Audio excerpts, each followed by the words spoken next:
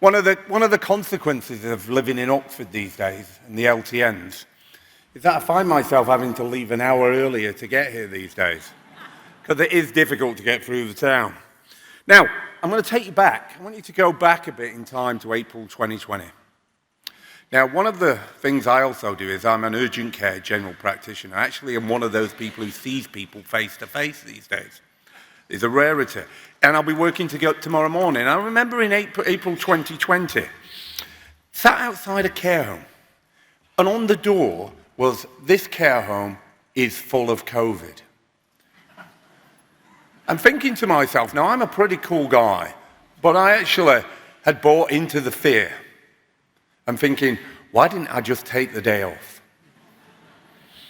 But what I did is, when I went over the threshold, and I saw in that care home there were people working for £10 an hour, I looked in the eyes of these people and I thought, this is where the real COVID problem is. That was complete opposite to what we saw on news agencies like the BBC that were showing you these IC units. What we had was this process where young, healthy people were staying at home, yet in the midst of where the problems were, we had a lack of staff, we had people confined to their rooms and literally dying for a drink. Now, the key is, that was the moment for me where I started to question the status quo seriously. Now, I assume everybody in this room has a point in time when they suddenly started to question what was going on. At some point in 2020, you will have sort of got to a point where you went, there's something not quite right. It may have been in September 2020 when the rule of 6 came into promotion. Or the 10 o'clock curfew in the pub. Because the viruses went to sleep at 10:05. Now, one of the key issues for me is, what I did notice is the change in the public mood in 2020. The first time I was alerted to this was by my wife. It was about September, just before we were going to go into the tiers, remember then? She said, I need you to speak to the window cleaner. She said, why? He said, well, he follows you now on Twitter.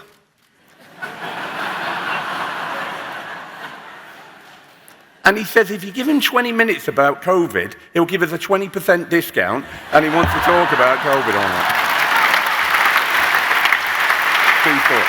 So, one of the things that happens is, when COVID is in the news, you can be rest assured, Julia will invite me on to Talk TV.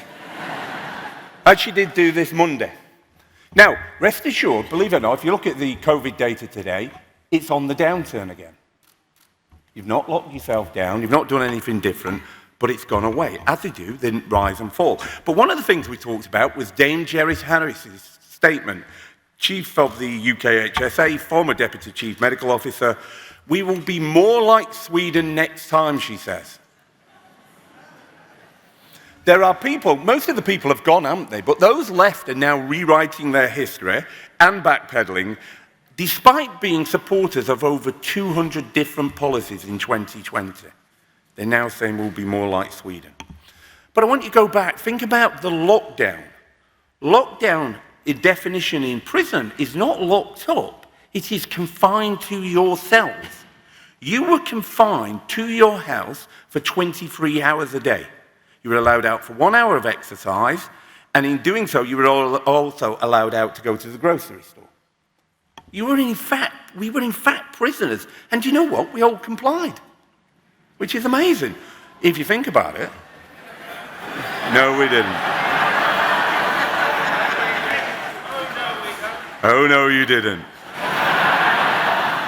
Now, hot off the press, on the train here, I just told the COVID inquiry on the 18th of October, I will be giving oral evidence. Okay? So, 12:30, take the day off, put it on, I'll be on. But one of the two things I'll be happening for.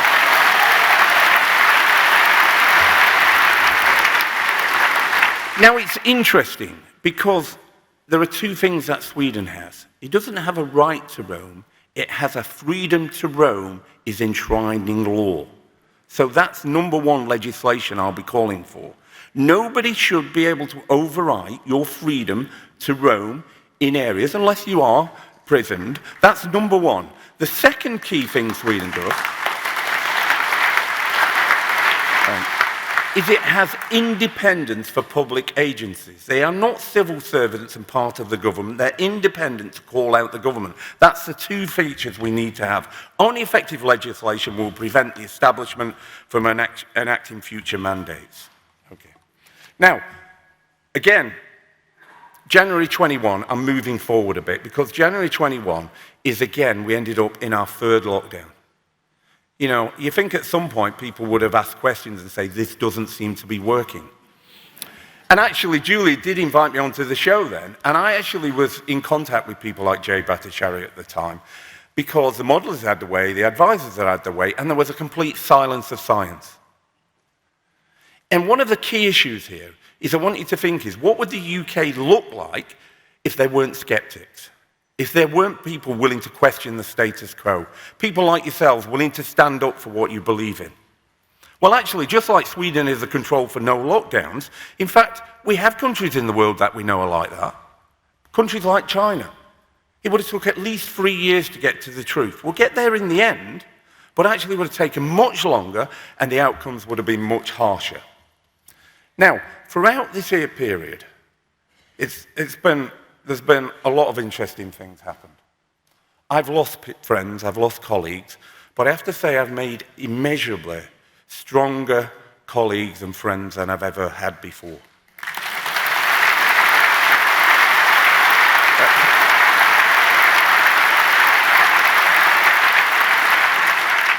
It is immeasurably important in life. It's about quality, not quantity. I want to spend the time with my friends and the people I want to love and cherish. I do not want to spend periods like we did in the past, separated. Now, what's happened to people is I've been taken down off Facebook, taken down off Twitter. I've been under investigation, complaint investigation at the university for over 18 months.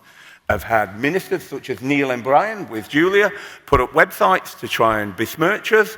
We've also had the government surveillances, and Big Brother brought that to the fore and said the government has got you under surveillance, had Julia under surveillance, and even its own MPs. There's something fundamentally wrong in our ability to speak out at this moment in time.